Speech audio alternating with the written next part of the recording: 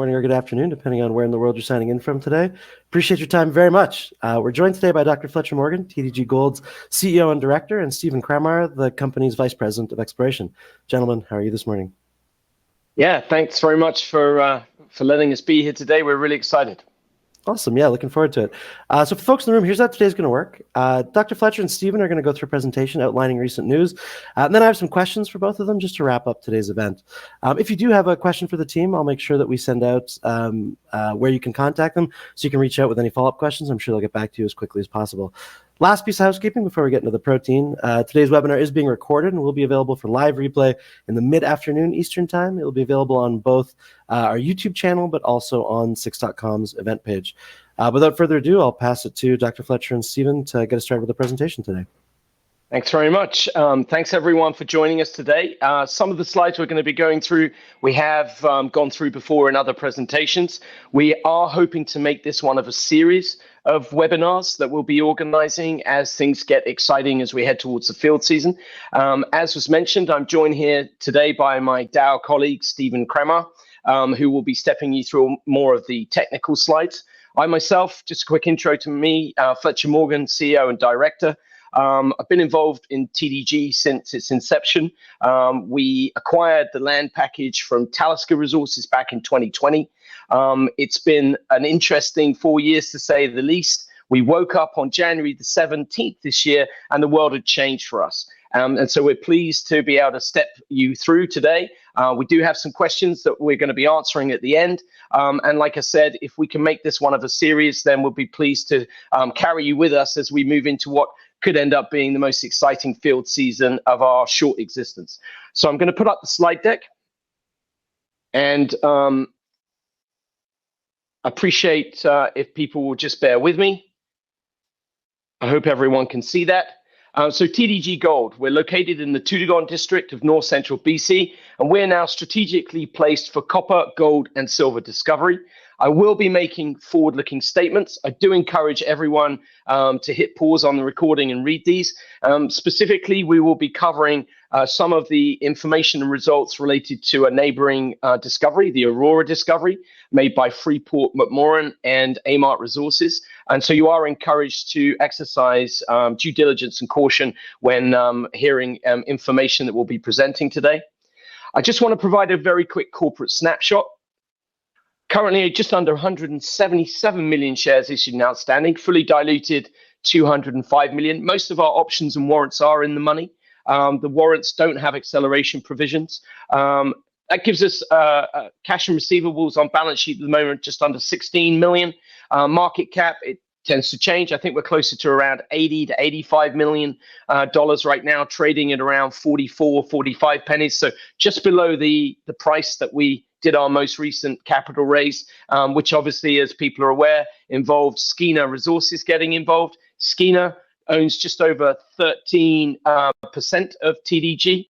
Natural resources funds, mainly precious metal focused, own around 24%. We've seen some institutions change over the last few weeks as the information got out there of that gold-rich copper porphyry discovery on our boundary. I think the percentage is probably a little bit higher than that, but those are the numbers that we're confident about. And that's matched by, management insiders' ownership of around 13%, and the rest is distributed amongst private family offices, high net worth individuals, and retail owners. I've got 5 key takeaways from today. I'm not going to be going through them in tremendous detail, but just the first statement is about the vision. We've always suspected that Greater Shasta Newbury and our Trident target were likely part of a much bigger system. We've been saying it consistently. The Aurora discovery for us acts as a proof of concept of that, and we're excited to get up now with that new information and start reinterpreting and advancing our exploration on a larger scale than we've been able to in the past. We do have expertise on hand. Some of it is world expertise. This bigger potential that we're seeing means bigger programs, and the Skeena gold and silver investment takes us big strides in the right direction. A lot of work to do, but obviously the dollars that we've now got can be focused on that bigger potential. And the opportunity, really the backdrop has improved in terms of the renaissance that we're seeing in British Columbia with regards to critical minerals and critical mineral exploration. And you could look at the gold and silver now as a bonus towards that. And really, one of the most exciting things is the Toodoggone as a district has it all. And this is one of the key points that I want to emphasize. We do have an existing mineral resource estimate at our Shasta mineral deposit. It's gold and silver. We do have existing infrastructure. And what we'd like to emphasize to people is that that gives investors some downside protection. We were beavering away in the background, advancing Shasta, and we'll get into this, but we've always envisaged it was could be over 2 million ounces. And we see no reason to change that in light of the Aurora discovery. In actual fact, we're looking for ways to accelerate towards that. But the existing resource we've got, we've always maintained is economic. We've never had the benefit of so many dollars that we could afford to just strike for everything. We've always focused on what we thought and considered would be economic ounces, and we believe that the indicated and inferred resource that we've got at Shasta already is economic and has some other advantages that we expect to bring to the market over the coming months. And, people will start to see, I think what we're seeing is that this is an economic resource that really at some point should go into production, ideally now as part of something a lot bigger. And then our upside is through discovery. We've got multiple targets. We've got near-term catalysts. Everything should be beginning in May, and my colleague Stephen will get into that. And we're funded for this next and really important stage of work. So just a few more slides from me before I hand over to Stephen to get really into the technical aspects. The technical team. We're blessed that our chair, Stephen Quinn, is a mine builder. My colleague, Michael Koswan, is a mining engineer. But I want to focus today on a few other individuals that have really been in the background, helping us to really understand that bigger potential and the bigger system. Dr. Adrian King, the former head of global exploration for Teck Resources, Brad Mercer, the former COO of Capstone, and Fred Graybill, who's made a career out of porphyry hunting for Osako. And really, those have been working with us through Chris Dale, who's been acting as a consultant geologist for us for several years now. He stood up with Stephen Quinn up at the Baker Shasta site back in, I think it was 2022. And we were talking about epithermal gold and silver. And Stephen and Chris immediately started talking about porphyry systems. We're lucky now as well that we've attracted Jeff Khyber to join our team.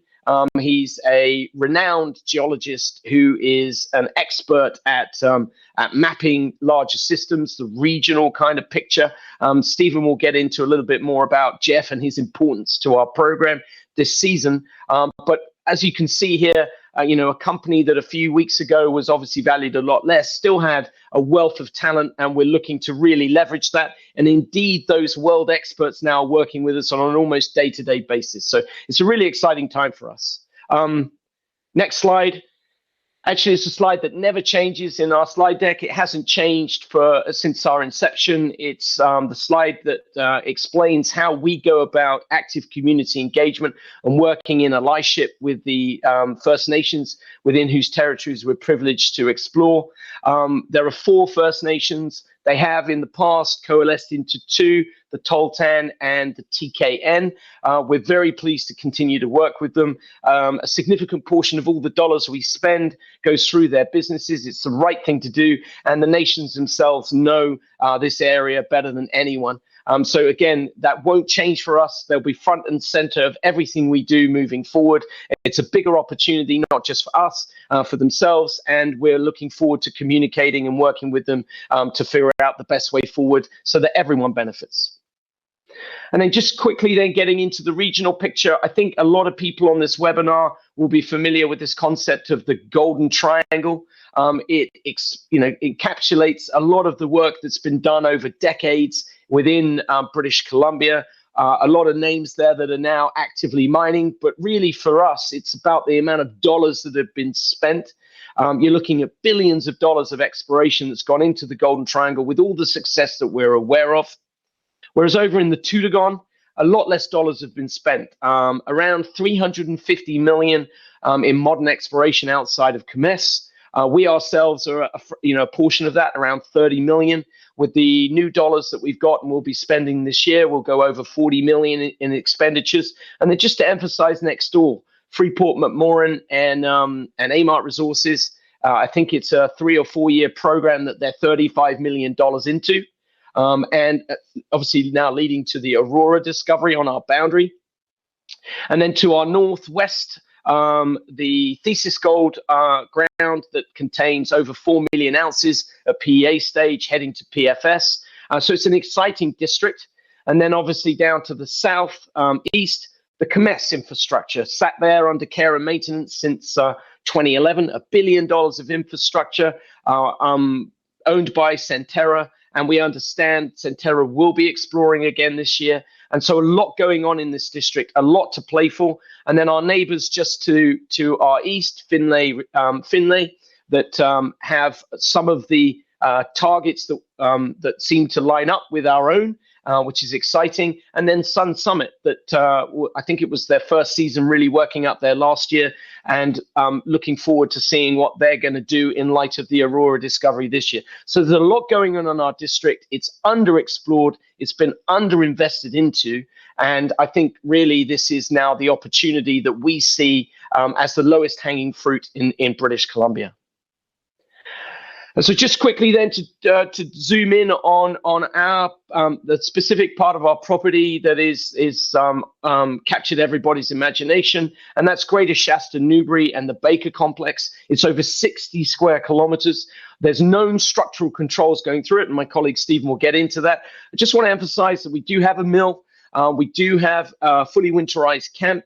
It's all road accessible, certainly into the Greater Shasta area. Newbury would be heli access, Trident would be more like heli access, and then right next to Greater Shasta, that Aurora discovery that changed our world on January the 17th. And so looking at that and why it's so exciting, well, it's right on our boundary. It's a gold-rich copper porphyry discovery. We think we can explain it, but I want to emphasize how close it is to our existing Shasta mineral resource estimate. Over 500,000 ounces in the indicated category, over 500,000 ounces in the inferred category. Every time we drill using modern HQ oriented core in Shasta, we not only learn more about it, but the grade does seem to go up by about 8 to 14%. And so depending on the cutoff, that indicated grade is around that 1.35 gram mark. The strip ratio looks to us to be very, very manageable and of the lowest in the area. And there, within the Shasta footprint, there are high-grade lenses that could really be targeted to help form a mine plan, in our opinion, that would yield positive economics.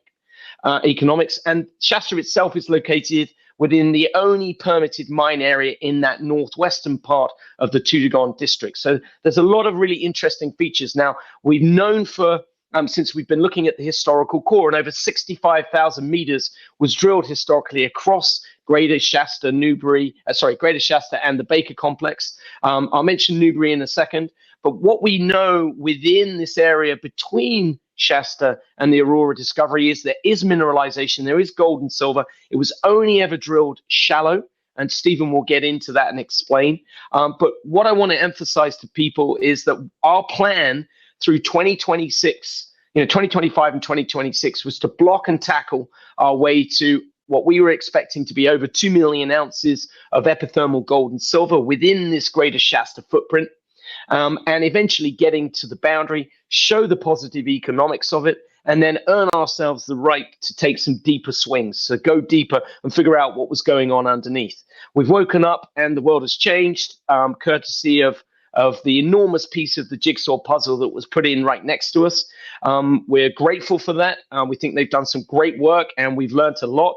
And now things are kind of flipped on their head, and we're what we were planning for 2027, we're now privileged to be able to undertake in 2025.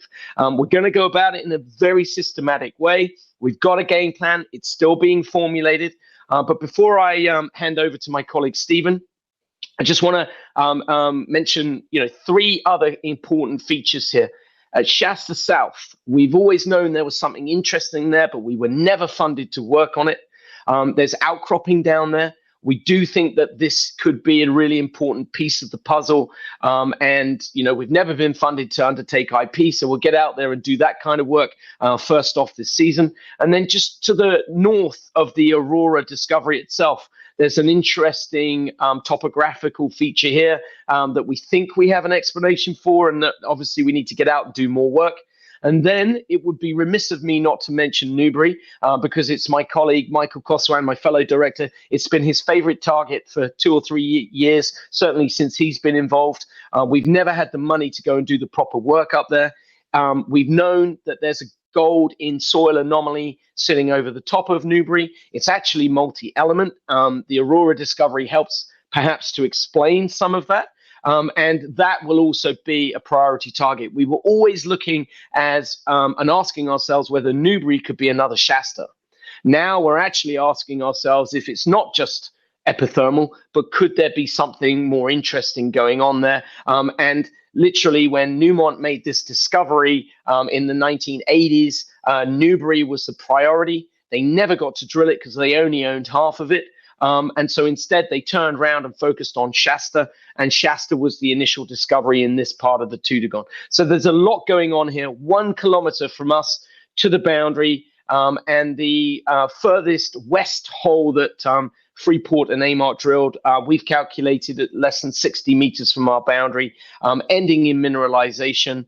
And something that absolutely we're excited to follow up on as we get into this field season, which is literally now only 6 to 8 weeks away. So enough from me until the questions. I'm going to stop the share now and hand over to Stephen.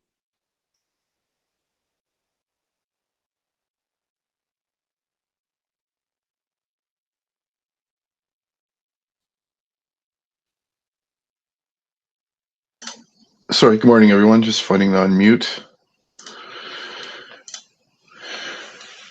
Okay, so to get into a little bit of a geological context, here's a cartoon of the stratigraphy of the Baker Shasta area and some of the important features in regards to searching for mineralization. Perhaps the most important thing of note is the unconformity between the Takla group and the Toodoggone group volcanics. That's coming in as this red line. This is the large unconformity with an associated basal conglomerate that marks the boundary between the Triassic and Jurassic volcanic activity. The analog to this is the Stuhini-Hazelton and the Golden Triangle. It's very well documented, and our consultant Jeff Kaiba that's joined and Joan Nelson note that within 2 kilometers of this structural feature is host to major deposits and prospects. KSM, Red Chris, Brucejack in the Triangle, and Kames, Baker, Shasta, Lawyers, Pine, and now Aurora in the Toodoggone in and around our area. So we understand the Shasta stratigraphy within the mineral deposit area quite well. Our observations line up with historical efforts of the Toodoggone. For simplicity's sake, let's call our mineralized horizons the blue and the purple in the 2 images. And they've been drilled down to about 225 meters vertical depth. As Fletcher mentioned, something interesting is happening at Shasta South, which the Takla is mapped with a basal conglomerate. It's dipping north under Shasta. We estimate that this horizon could be 400 to 500 meters depth below Shasta.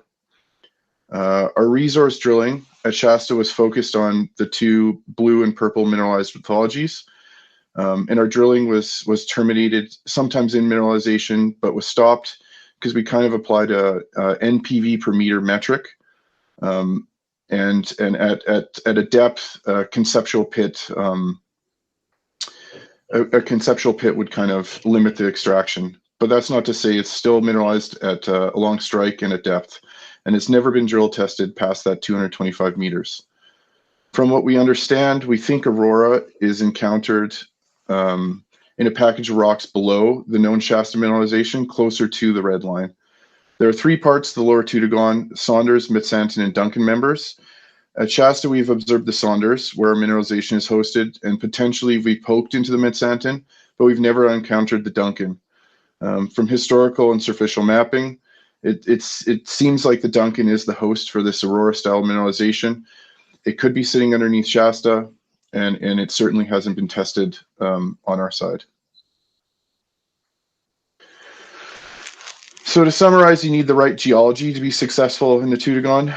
If we focus on the eastern side of the Baker Shasta tenure package, the conveniently red line in this map and the black hatched area represent the 2-kilometer buffer from the known mapped locations of this Takla Toodoggone unconformity. Stating the obvious, we can see that Baker, Shasta, and Aurora are well within this buffer of favorable location. So 2 years ago, when we began to evaluate our porphyry targets, we considered the distance to red line into account for our ranking. Just walking through our targets, starting at Shasta South and stepping north, we can kind of show the slow simmer of targets we've been building for porphyry style mineralization in the background. So Shasta South, Newberry, and let's call it Shasta Deep underneath Shasta. These are 3 targets that are very close and, for argument's sake, drill ready. And we are potentially going to drill a combination of them this summer. They've been worked up over the last couple of years and nearly have all the pieces ready for a drill test. What we're calling Aurora West has graduated into this category, and testing the extensions of the mineralized system at Aurora is necessary. The rest kind of follow pearls on a string. They have some historical data, and they were previously flagged as high areas of interest from our 2023 lithic drainage sampling efforts. They've now moved to the kind of the next step of exploration to collect the additional data to hopefully at the end of 2025 reprioritize these, or many of them or all of them, into the same kind of bucket that we see Shasta South, Newberry, Shasta Deep, and Aurora West, and potentially drill test in 2026, 2027. So we've kind of developed a targeting model, and we have a pipeline of targets to explore. And these targets are in a 12-kilometer long kind of structural corridor, which I'll touch on. So kind of zooming into Shasta and Aurora and how it fits together. There's an important and obvious northwest structural pattern to the district, with deposits and prospects along this trend, notably Shasta right there, the Comess open pit, Comess North, Pine, Lawyers, Baker. These structures are thought to be deep-seated crustal faults, tapping mineralized fluids at depth. There's this discussion about the paragenesis of these faults, whether they are pre, post, or syn mineral. And understanding those structural controls outside of Shasta is going to be a key focus for our 2025 exploration. There's also a northeast indication of structural orientation or fabric, the most evident in the clusters of the northern Comess deposits south of us. It may also serve as a key control for intrusive emplacement and porphyry mineralization. So what is important is the intersection of these features can create dilation zones, and this gives the space and permeability for mineralizing fluids to accumulate. So the key takeaway is that you need the right structural regime, which is district scale and documented, and it's ideally cross-cut by northeast or, to a lesser extent, east-west structures. So this is 2017 airborne magnetics. And what we're looking for is that a magnetite-rich core is a good starting point to search for porphyry-style copper-gold mineralization. Using this airborne geophysics as another layer, we looked at those ranked targets shown here again through this 12-kilometer structural corridor. And here the same 8 targets in Aurora, demonstrating a kind of on-echelon, left-stepping, north-trending pearls on the string. Some of the displacement and some of the left step could be due to these northeast, east-west cross faults inside the structural corridor, which makes these targets very interesting to follow up on. This is just the targets in this 12-kilometer structural corridor. As Fletcher said, we might have a series of webinars. If you look to the southwest of this image, that big magnetic feature is the Duncan Pluton. And if you start looking at the edges of the Duncan Pluton, you're seeing similar kind of mag bullseyes around there. That are also areas of interest. So again, the takeaway is we have another layer that is favorable to porphyry copper gold exploration. You need the right geophysics, you need the right geology, and you need the right structure. And this corridor kind of lights up and checks all three boxes. So if we zoom into Shasta, this illustrates our starting point, and it shows, just reiterates how impressive this golden soil anomaly is. The darker red circles represent 200 ppb golden soil or greater, and the area is about 1.5 kilometers by 1.5 kilometers. Newberry to the north also has an impressive golden soil anomaly. The drilling in the Greater Shasta area historically did encounter mineralization. The modern geophysics we did, the MAG VLF in 2022 and 2023, suggests the drilling could be oriented better to hit some of the structures. For more gold mineralization, as Fletcher said, the Greater Shasta area has more potential in itself. But nevertheless, this large golden soil anomaly represents a good starting point, and it would leave many people jealous to have the starting point that we have. So looking at some other elements and how it relates to kind of the porphyry that we're looking for now. This is showing copper and soil anomaly, but really the moly and sulfur kind of mimic this pattern. If we think about porphyry style mineralization and the search for it, we investigate moly, copper, and sulfur. The best proxy to copper gold porphyry might be Mr. Copper, and a porphyry is essentially just a big sulfur and soil anomaly. So we can see that there's something developing in the south at the extent of our data limits that's pointing to a moly, copper, and sulfur anomaly in soil towards South Shasta. So these concentrations are muted, and by some exploration standards, they may be classified as weak.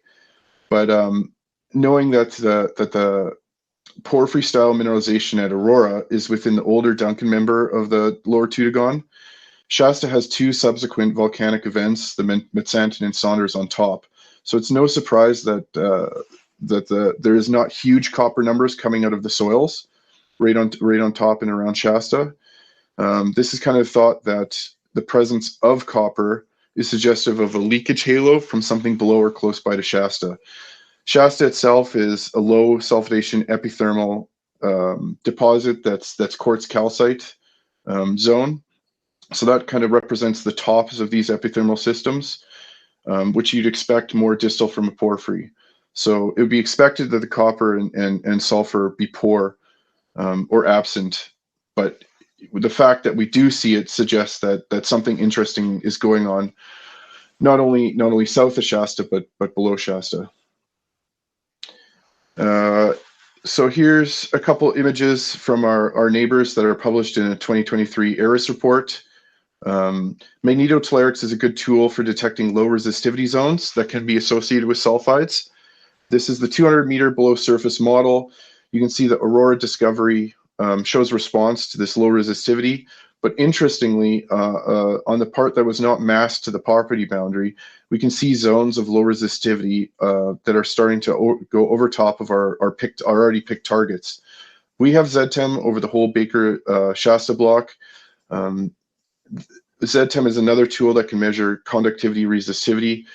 We've sent the geophysics off to a geophysical firm to kind of reprocess in light of what we've learned over the last 2 years about the structure, the geology, and the controls of the mineralization, and what we think we know about Aurora and the surrounding area. IP is a useful tool for detecting disseminated sulfides in porphyry exploration.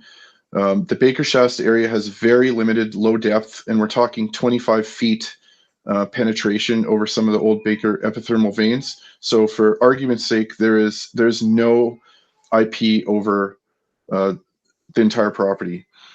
Our neighbors have illustrated that induced polarization is an effective tool for discovering these sulfide systems. We intend to use this tool as another layer of our exploration this year. The obvious is to focus on these zones in black, these near Shasta zones, and then extend the lines out along the corridor through some of the other defined targets. So that kind of takes us to the 2025 work plan. We're fully funded for the next phase.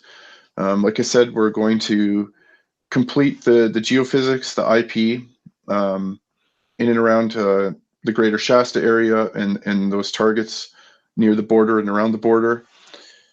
We're going to follow up with a combination of drilling, in our Aurora West target and our other drill ready, the Shasta South, the Shasta Deep, and the Newberry, some combination of those. Yeah, that involves drilling deeper at Shasta to test that lithology at depth. Our timing, we think we can get things going by mid to late May. We're going to try to send the camp crew out near the start of May if the snow is favorable for getting going. Get the IP done sometime by the end of May, and hopefully start testing with the drill bit as soon as we can after that. And just reminding everybody that we are hunting for porphyry style mineralization, but the Shasta deposit in Greater Shasta is still a great place to continue looking. So it'll be a big bonus if we hit some epithermal gold mineralization along the way to finding our porphyry mineralization. And I will pass. Yeah, leave that up, please, Steve. Oh, that's okay. Don't worry. I can do it. That's fine. So thank you, Stephen. Look, hopefully people can see my screen. All of our existing geophysics has now gone off for reprocessing and reinterpretation in light of the Aurora discovery. So hopefully that's what we're hoping is going to be the focus of the next webinar or webinars that we're able to do. We're running rapidly towards the field season, as Stephen mentioned, looking to mobilize in early May and get things going as soon as possible thereafter. I wanted to put this slide up because I think this is what it's all about. This is why we think that we offer a compelling investment opportunity right now. It's the Lassonde curve.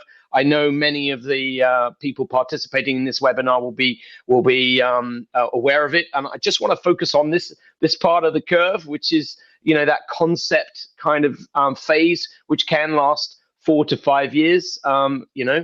No surprise, TDG listed in December 2020, and the first exploration that we undertook was in 2021. So our version of this curve takes that into consideration. So if you go back that 4 or 5 years, you get to our reverse takeover, which is how we listed our listing event in 2020. Our Shasta rediscovery did result in a revaluation. I think a lot of people on this call will be aware of that the sector has been through a tough period since August, I think, 2022. We're no exception to that. We've never stopped believing. We've never stopped working to try and show that Shasta has that potential to be over 2+ million ounces. But we find ourselves now, we think, at the Aurora discovery point. That's the end of the concept phase. We do categorize in our minds the Aurora discovery as exactly that, a proof of concept. And so where we're headed now as a company is into that really exciting period of the Lassonde curve, which is all about discovery. That's who we are as a company, and we're uniquely placed with a combination of world experts, an existing resource, the infrastructure, the only Mines Act permit in the district, a board that consists of people who have been there and done that, but also now, thankfully, the dollars courtesy of the strategic investment by Skeena Gold and Silver that and hopefully now enable us to accelerate through that discovery phase. It can take 1 to 2 years. We're going for it this year, and we're very pleased that people are excited enough to want to attend a webinar with us today as we begin, what is now going to be for us the most exciting period of TDG's existence. So thank you very much, and we'd be pleased to answer some questions. Awesome. Thank you very much. And I do have a couple of questions for you, so that's great. First question, I'll actually throw to you, Fletcher, if that's all right. Have you spoken to local First Nations groups about the Aurora discovery? And if so, what have their views been so far? Yeah, it's a great question. Aurora was January the 17th. It coincided with one of the major conferences in Vancouver. Every year, companies are invited to present to the First Nation groups. We were no exception. It was obviously hot off the press at that moment, and so we were able to try to articulate it as based on our understanding at that particular moment. We did say that we would revert back to all the nations to obviously understand what it is that they would like to see happen, how and when, and obviously give ourselves the time to make our own plans and digest the new information and reinterpret the geophysics, etc. That's a work in progress. We do everything through our VP Sustainability, Christy Smith. She's a thought leader in the industry. I do encourage participants in the webinar to look up Christy. She's a published author and an MBA holder, as well as being of First Nation heritage herself. She guards our vision and our implementation of that vision in terms of interfacing with the First Nations. I've said that's the one slide in our deck that never changes. We will not deviate from that. And so you'll see us now increasing in our interface with the nations as we work, we stride forward to that field season. And we're hoping that they'll want to be integral and intimately involved in everything that we're doing. And we look forward to that. Awesome. No, appreciate that extra context. Stephen, I got one for you. How much work do you expect to complete on the porphyry targets outside of Greater Shasta Newberry? The short answer is we're going to let the science drive it. Over the last couple of years, we've kind of had a model that we're going to build a pipeline of targets, and you're starting to see the first kind of iterations of this pipeline. So we have the near Shasta Newberry near drill ready. We're going to drill some combination of it this summer.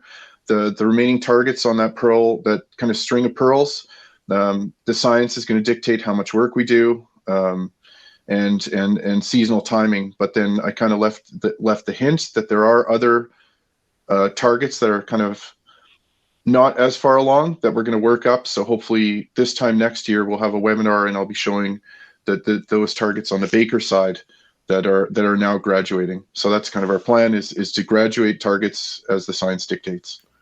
That's great, and certainly look forward to that webinar as well. Fletcher, I got one for you. I know TDG said for at least 2 years, as I understand it, that you believe Greater Shasta could hold 2+ million ounces. I'm curious if you're going to continue to work on it this season, or are you only looking for copper gold right now?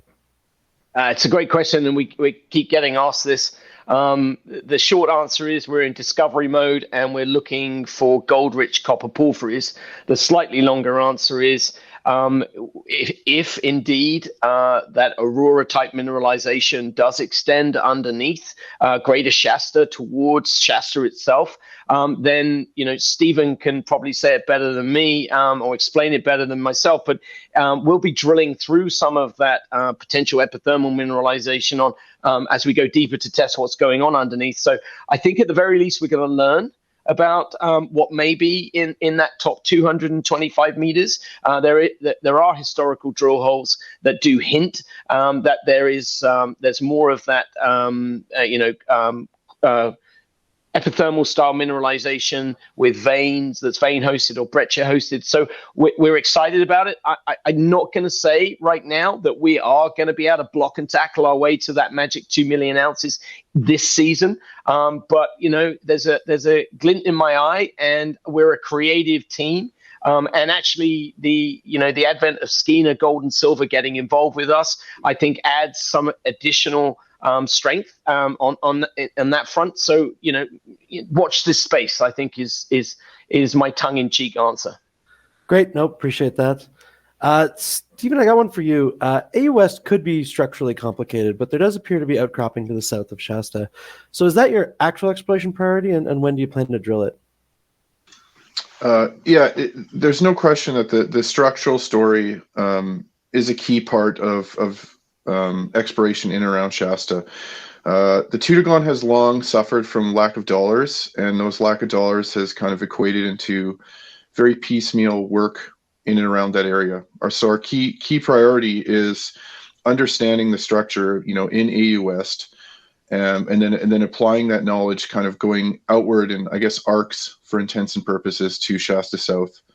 When we expect to drill it, when we have the seasonal window and when the science tells us it's ready to put a drill test on it, which hopefully will be in the earlier part of the season. Follow the science. Like to hear it. Fletcher, I got one for you. Centerra owns KMS, and to my eyes, the infrastructure there is currently, I mean, to put it plainly, doing kind of nothing. Have you spoken to them about getting more involved in your part of the Toodoggone? My gosh, that's a great question. The short answer is yes. They visited our property. I know all interface has been on a technical level. Sure. I know that they've been looking at what's been going on up in our part of the corridor. I did see an announcement a few weeks ago that they are now prioritizing exploration around Comess this season, but also Mount Milligan is an anchor project for Centerra. I guess I'd say we're surprised that they haven't been more aggressive in our part of the Toodoggone. The door is always open to those kind of dialogues. They know the district. They know what's going on there. They know the history of how Comess was discovered. And as Stephen has mentioned, the number of parallels that we're seeing between Aurora, Greater Shasta, Newbury, and what has gone on at Comess are striking. So I think, we're open to all of those kind of dialogues and really intrigued to see how they reprioritize Comess within their own portfolio moving forward. Great. I'll stick with you, Fletcher, for the next one, actually. The gold grades at your Metz mining lease are, to my eyes, I think the best in the district. I know plenty of investors were expecting you to drill it last season. So curious, why didn't you? And what are your plans for Metz this season? Simple answer, cost. We were able to raise dollars last year. We were faced with a tough set of decisions as to exactly how to prioritize. And, just to sort of applaud Stephen and his technical team, they don't do things that they can't do properly. And that we set our stall out like that from the very beginning. Do the proper work. We're not interested in trying to show how many ounces are here or there. We really want everything to fit into what we expect to be, or certainly on the epithermal side, an economic picture. And Metz is no exception to that. But you're absolutely right. Shallow, high-grade gold intercepts from near surface in what's classified as a developed prospect. Meaning that there was underground development. And I think from memory, the development rock itself graded something like 6 grams a ton. So it's a really exciting prospect. It's actually a mining lease. It's located, it's road connected. But to answer your question, look, we would love to get up there and test some of those targets. Even Stephen's smiling at that. Stephen, feel free to comment, but I think you would agree that all of the epithermal systems in our area are somehow related to porphyry targets. The idea that you could be drilling deeper and maybe test something at Metz is intriguing, but I come back to the fact that if you're going to do it properly. And Metz itself not only deserves the proper dollars and the proper systematic exploration. It's actually going to be what's needed. We can say, and we could go off and we could stick a hole here and there. It's not our style. We're really systematic explorationists, and like Stephen has said very well, the battle rhythm and everything we do is driven by the science, and we won't deviate from that. Great. Stephen, I do have a question for you, actually. Obviously, answer to the best of your ability here, but how actively involved is Skeena in your work planning? How active would I like them? Lots. But the Skeena is very busy with building their SK mine. Of course. So we're still at the figuring out how to integrate Skeena's expertise into our model and of how to explore. But Right. that's at their rhythm. Nope, appreciate that. Stephen, I'll stick with you for the last question I got here, which is, what's your timeline for exploring the copper gold porphyry targets in 2025? So just to reiterate, in a perfect world that the weather cooperates with us, we'd like to get up there start of May, get the camp open, around mid-May to get the geophysics going. If the slopes are free of snow, we can get out and start mapping and looking at those structures. But if they're not, the IP doesn't really care about the snow. We can still do it, and then it'll be getting mapping. It'll be understanding the structure and picking drill targets. That'd be the ideal scenario. Awesome. Well, gentlemen, thank you so much for the presentation and running through all these questions today, going through a grilling. I always appreciate it very much. Dr. Fletcher, I'll throw it to you for last words just before we jump. If anybody, last words to the investors in the room before we head out for the afternoon. Yeah, look, firstly, a thank you to all the investors that stuck with us over the last few years. I know that I believe there are some attending today, so thank you for that. The next phase is obviously the most exciting that we will have encountered.